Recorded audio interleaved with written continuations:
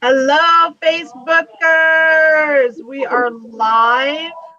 We have Maverick Mary with us and Chris Taleff, co-founder of Cottonwood ALC, along with Byron, who's 10, and Lotus, who is 15, joining us tonight on the What's Your Journey show.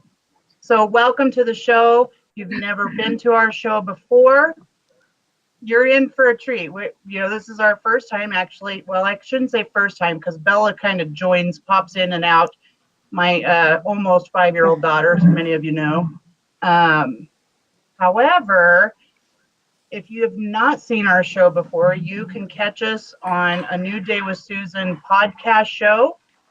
We show up on about 9 platforms, so we should be there right there on iTunes and Spotify, and so many of them. And then we're also on YouTube if you want to look at our beautiful selves.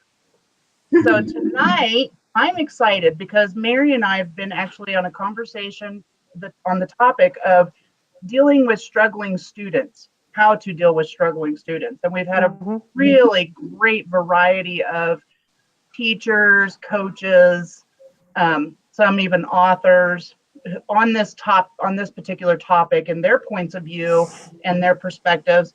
And Maverick Mary is actually an educator herself, who also owns a tutoring business.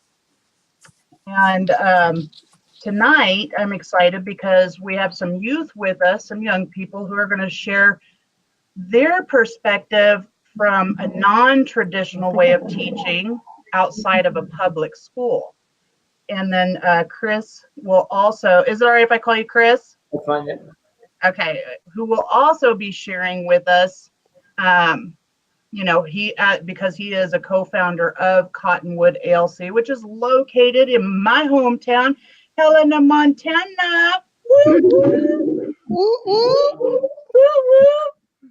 Okay, so this is exciting because I'm actually been taking a look at Cottonwood to see if she's a fit for this particular kind of school. It's in alignment with what my husband and I value, and to see if she fits, like if it's what she chooses to do, and if the teachers or the facilitators there will be a good fit for her, for her.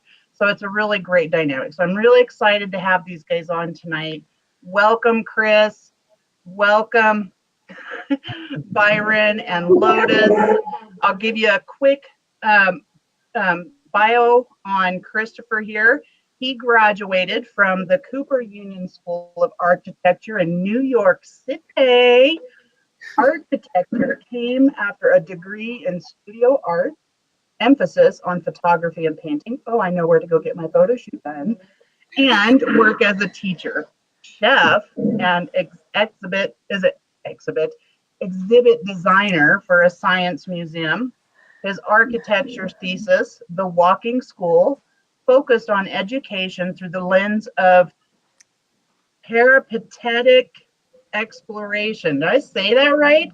Yeah, Okay. Close enough for me. Okay. Through the creation of wearable classrooms and mobile pieces, students can fully explore the natural and cultural landscape around them instead of an insular system of classroom education. The things the students carry become the space for investigation.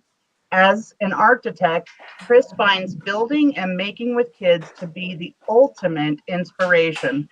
As co-founder of Cottonwood ALC, Christopher continues to explore curiosity and learning as the catalyst for design. So here we go, you guys. So what happens is we may have people join us and have questions, and I invite them to come on and actually share and ask their questions. So maybe not. We'll see how that goes. So who would like to start? Chris, Lotus, Byron? These two talk about themselves a little for a moment, just because I didn't have a bio for them. Could they talk anything they want to say? All right. Absolutely. Do we want to go youngest to oldest or oldest to youngest? Oldest to youngest. Oh, all right. I'm Well, there already you go. seeing. I'm already seeing Byron's little sweats dripping down his forehead. Lotus is gonna take your cue and rescue you. Don't you like my poem? Take your cue and rescue you. I'm a poet. I don't know it. Okay, Lotus. Okay. Go ahead. I'm 15, and okay, some things about me. I love theater. I am a part of Grand Tree Theater School, which is the theater right above Cottonwood. And what else? I have done 1.5 years of Spanish. That's cool, I guess. Yeah.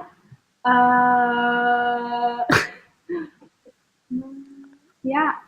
I don't know. Maybe come back to Well, me. I have a question for All right. you, Lotus. How long have you been in Cottonwood? This is like I think this is like the month mark. I've only been here for a month. Ooh. Yeah. Cool. So you've been in public school? Uh-huh.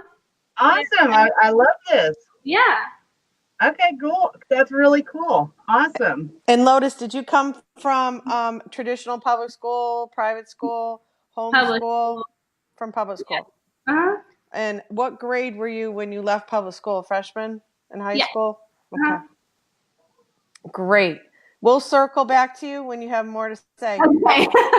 Now, Byron, if you want to talk about yourself and show us around school at the same time, you're welcome to do that. If that takes some of the stress off. No, that wouldn't take any stress. Okay. I'm 10. What else? You like politics. Oh, I do like politics. I like politics. Woo, that's a big subject. Yeah. It is. And economics. So what was your most exciting thing that happened to you today? I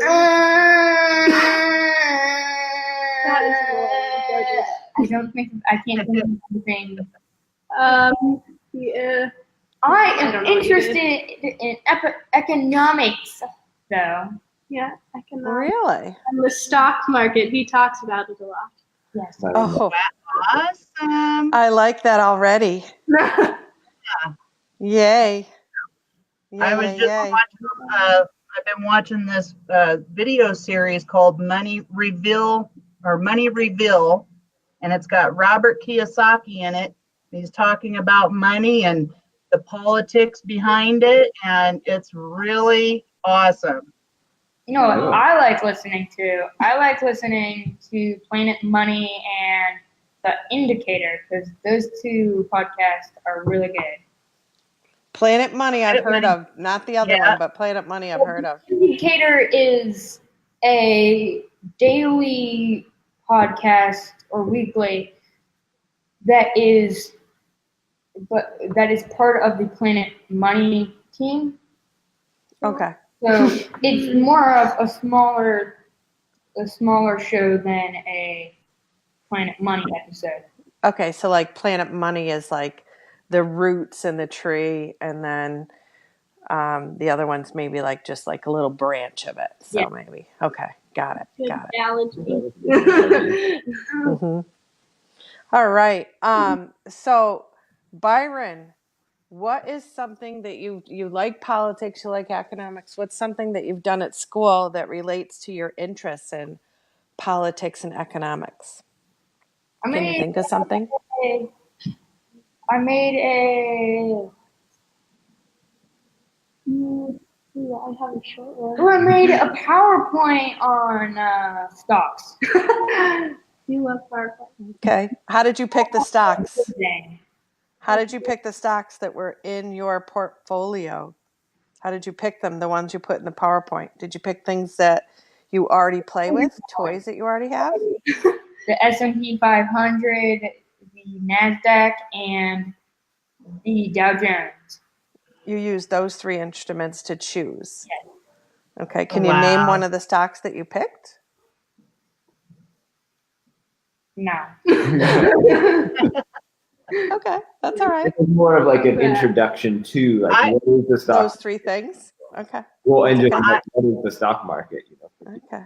All right. All right. I'm pretty intrigued you did a presentation with a PowerPoint because it took me a while to learn that stuff. It's not easy. Very good. In like Yeah, we have classes. first grade. Really? I kind of learned that around first grade. That was when I was. Awesome. So did you put music to it in the transitions in and all that fancy stuff, or was it just straightforward? Huh? I did put in transitions and all that. All right. Hey, Nice. bet you could do it at all. It's good. Just interrupt a little bit. I just want you guys to know we do have people on here watching us. We also have a guest in the house, which I have a feeling I know who she's related to or with in this section. Miss Sarah Casey Taleff is with us. So we could bring her on as well. Would you like to come on, Miss Sarah? Here she comes. Oh wow. Well, that's so crazy. I don't see her face. Maybe she'll peek in there and see us. Awesome. Well, So Sarah, the screen's ready to take you, but the screen can't see you unless there's light on you, just to let you know. You need to have light either above you, behind you, or in front of you so that we can see you. If you don't want to be seen, you can still stay in the black box. That's okay. we all live in boxes. We talk on boxes. We eat from boxes. And now we are talking through boxes. That's a little phrase I heard from Tony Robbins. I have a really big question for either kid that wants to answer it, either Byron or Lotus.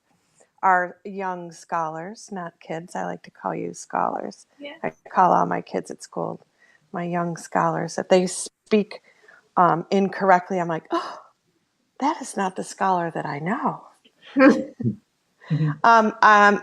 I'm really, being a math teacher, I'm really interested in how the art of your facilitator and the architecture that your facilitator's done in his life has influenced what you're learning there, because it seems like there's a lot of math and science and history things that can be built from your facilitator's background and how that rolls out. What kinds of things have you done with math and science and history? Okay. Oh, well, this was before I came here, but I remember one day I came after school and I'd gotten like math test correction sheet, and I was like, Chris, you should help me with this since you're good at math. And he did, which I love the experience of one-on-one in a classroom instead of like having kids raise their hands in a classroom with a teacher and not having the teacher come and help you, like right there. That's right then and there. So that like immediate feedback on how you're doing. Wow, I got this incorrect and I'm not quite sure where I went wrong. And you have that immediate feedback coming from Chris, your facilitator, being right there to sort of guide you to look in the right spot for not necessarily correcting you, but looking for your own error, because that's going to help you to remember the answer down the road, right?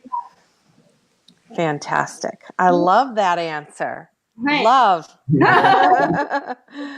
Byron, it's your turn. What were we talking about?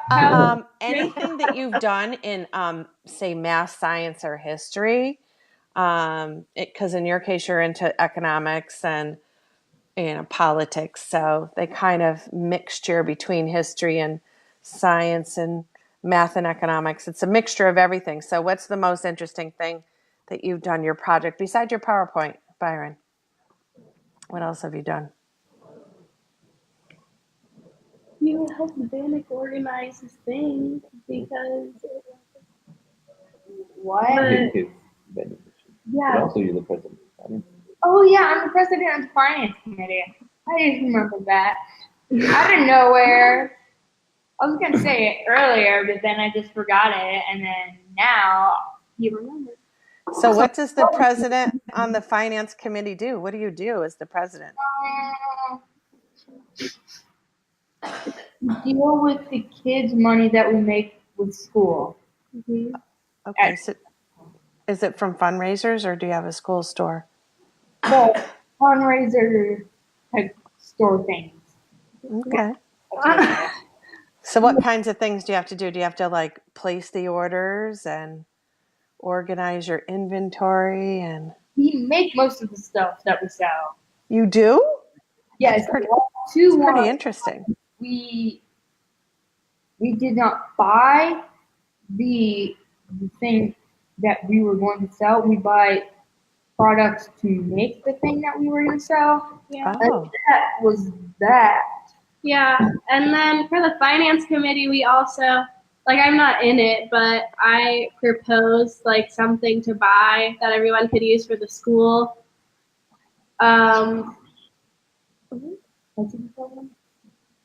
okay. And so you have to, like, fill out a form, and then they go over it and say, like, this is where the school's money on for everyone's, to help everyone. Okay. So if you're going to put, rather than in traditional public school, instead of having a budget and the budget has to go through all this red tape till it's approved or disapproved, and there's so many different levels in public school that handle that. There's so many administrators and the town and all of that to approve a budget. You guys seem like you do it as a community. Is that right? Where you all decide what is beneficial? Go ahead. The money that the kids make, the kids get to make decisions on, and that's the money that the finance committee kind of rules over. If the kids can spend the money that they made on something they think is a good idea. Yeah. Yeah, it is definitely community based. I think like we had during the holidays we had like a fundraiser at one of the coffee shops and we like made everything for it and just sold it to the public and then put the money in the school fund. Wow, that's really creative. And since each student is doing different projects, it's important that they can feel that they can propose to spend some of those student funds on project needs they have. And so by filling out proposals, like they're saying, these proposals get filled out, the budget or like the cost of it is going to be submitted to the finance committee who will review it and decide, maybe let's go for half of this because that's going to eat into a bunch of the student funds, or yeah, go for it. So they're really in charge of budgeting for the whole year and making sure there's funds in that account for the entire semester. Wow. And then the pop-up sales, we had a pop-up cafe, and we're going to have another pop-up cafe where we turn the school into a restaurant and the public comes in. We make things and sell them at the holidays and things like that to get student funds together for those kinds of things. So do we want to bring a proposal sheet over here to show everyone or not? We would love that. You can hold it up to the camera and you can show it to us. We'll get one. In the meantime, Chris, can you tell us a little bit from the grown-up perspective of what a facilitator does and how long your micro school's been there, and just a little background for us lay people that don't know much about micro schools? Sure. So the term micro school, of course, is kind of as it sounds, but we've taken that to be more of a little bit of a reflection on the one-room schoolhouse and that model of the mixed age community that does share space, and through that creates a set of agreements and kind of relationships that cross ages and across the normal boundaries you get in traditional school or conventional school. We have been, so Sarah, the other co-founder, my partner, started this school, a Cottonwood school in Brooklyn, New York, in 2014, I think it was, or 2013. And that school continues to other facilitators took that over when we left New York City 2 years ago and moved to Montana, where we were both from. And so we've been in Montana this is our second year running Cottonwood Montana, Cottonwood ALC. But we've had this nice relationship where I'm kind of talking in a little bit of a tangent, but that we still have a relationship between the schools. So we believe that sort of urban-rural relationship is an important one to keep.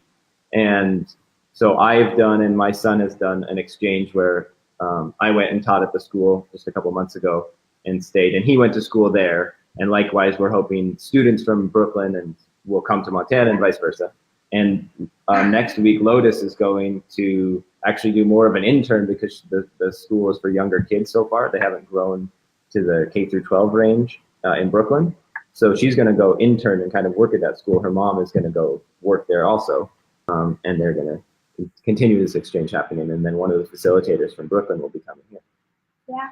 Wait, what's the facilitator's going to be? Madeline. I didn't know this. So I got the proposal sheet. Right, Byron has the proposal. Okay, fantastic. I lost the feed for just a moment. Go ahead, Byron. Okay. Well, let it roll. Tell us all about it. So there's writing on this one because it actually is a real proposal and I couldn't find anything else other than That's that. okay. So But really, all it is showing. Just trying to give a full screenshot. So what you put on it is the name of the thing that you want to buy, the description of what it is, the prices of the things you would get, and why do you want that project, and then you put your name, and then the finance committee comes together and says yes or no to the thing, or says like, okay, we'll give you this budget, something kind of like that. Okay. So that's that. It's exciting. Susan, did you have a specific question? We've been chatting back and forth. I want to give you a chance to roll in edgewise here.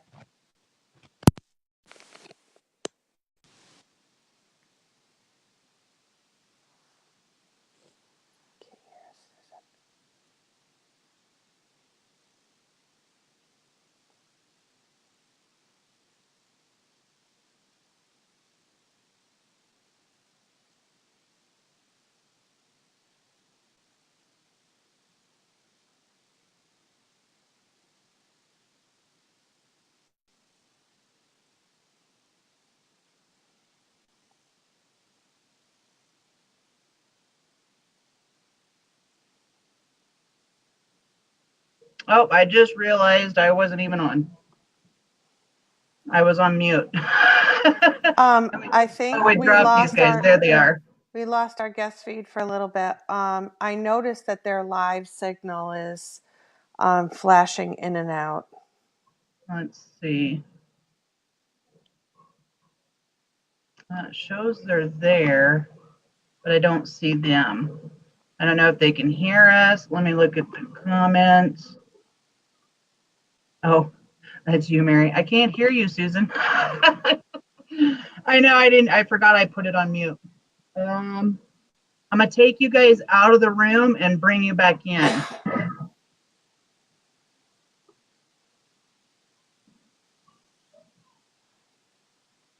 Okay. So it looks like we've lost them for a minute. Yeah, their live connection is still flashing quite a bit. Yeah. Hopefully they can see the chat. I don't know if they know enough to read the chat screen, or if you can send a message quicker, if you could let them know to hook up to Ethernet rather than Wi-Fi. If they have a hard port signal, then that'll fix the problem. Okay, so Barta, one of the guests here, says that she can't. She said, I can hear. That might have been just a second ago, though. Okay, I did send a message over.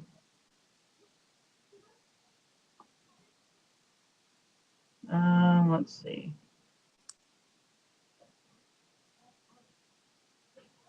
Where are you at, Cottonwood?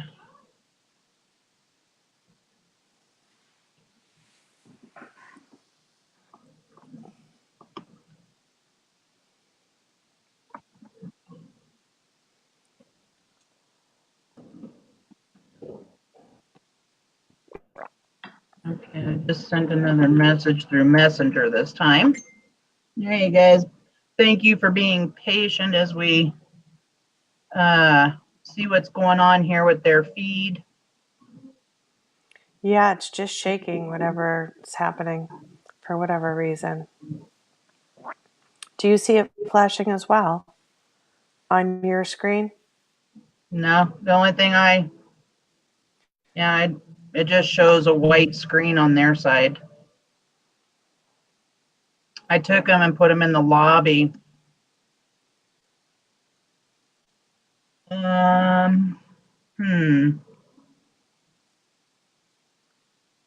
Let's see. And I don't have like a direct cell phone number to them.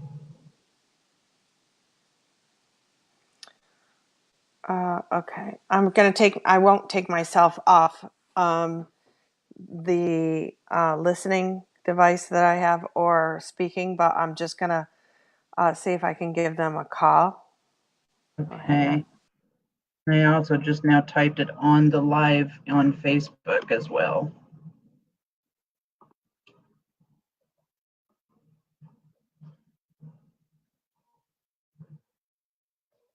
Okay.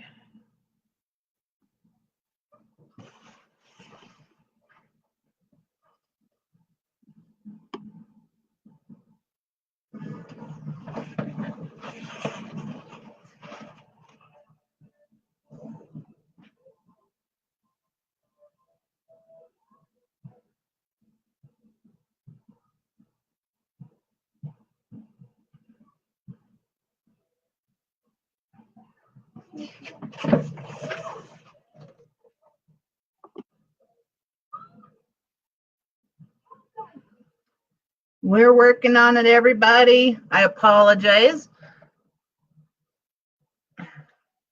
The funds of technology. Okay, it says I have two. There they are. You're eating. Hello. So I have another one of your screens or something in the lobby, which won't allow Mary to come through. Oh no. How do I get rid of that one?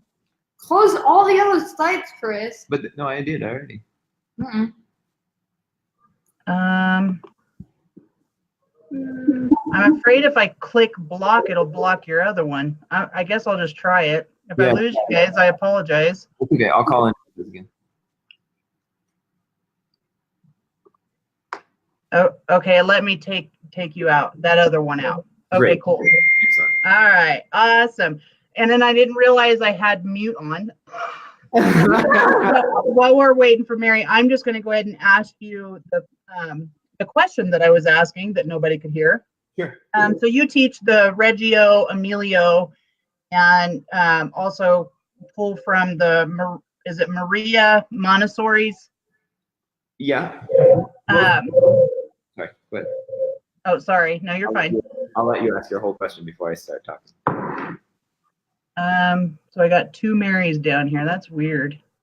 So yeah, I wanted to make sure I was saying Maria Montessori's correct. So yeah, I would love to hear more about those two things, the Reggio Emilio and Maria's Montessori's. Okay.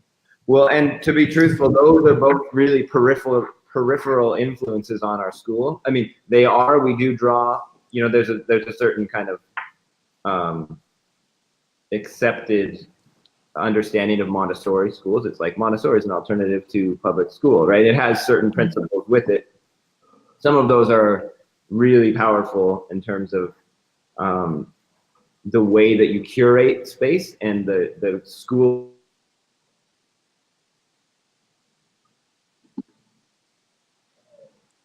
I think Okay, they froze up. yeah, we're losing the feed. It's flashing again. Yeah, that's weird. It pulled up two of him when he came back on, and then when you came on, it pulled up two more. So I had to go in and block one from each of you guys to bring you on. I'm just going to go and sign off, and I'll come back in, okay? Okay. You guys are frozen. I can't comment here.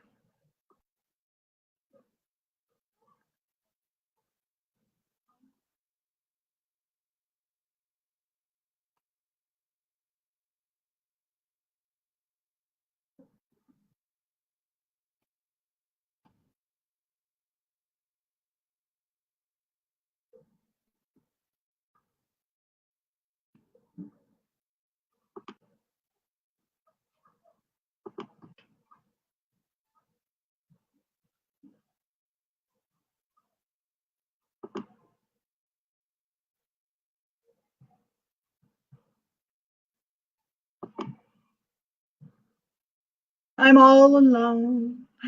I'm so lonely. Oh, so lonely. I'm excited. My husband's going to be home tonight. He's been gone for like, I don't know, about almost 4 weeks. Anyways, while we're waiting to see if any of them come on, I want to just tell you guys thank you so much for joining us tonight and working with us through this wonderful technology. And if no one is able to jump back on, we may have to attempt another evening where we do this again. However, in the meantime, if you are not aware, we have you can catch all the replays on my podcast, A New Day with Susan, at Anchor, and then it's anchor.com. It's also on Spotify, iTunes. You can catch us on YouTube. Okay, so I just got a text from Mary. She said that she's not able to get on at all now. So I'm going to go ahead and end this broadcast for the night. And we will see about getting these guys back on again.